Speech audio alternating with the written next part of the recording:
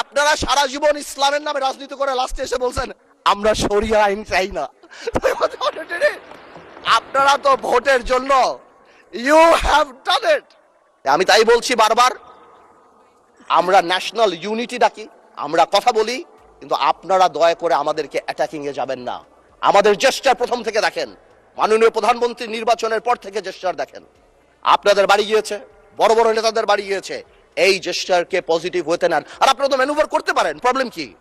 আপনারা সারা জীবন ভারতের বিরুদ্ধে রাজনীতি করে ভারতের সাথে গোপনে মিটিং করছেন, ওটাও তো ম্যানুভার। আপনারা তো ম্যানুভার, এমন তো না আপনারা know this is a good quality brother, don't be upset.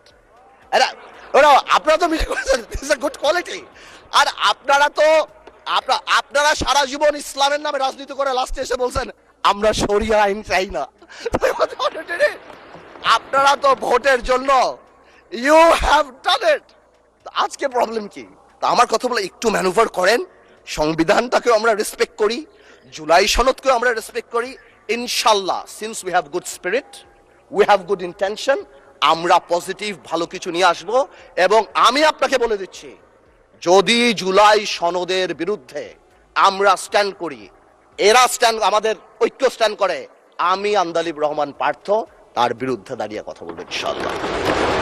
But you don't dictate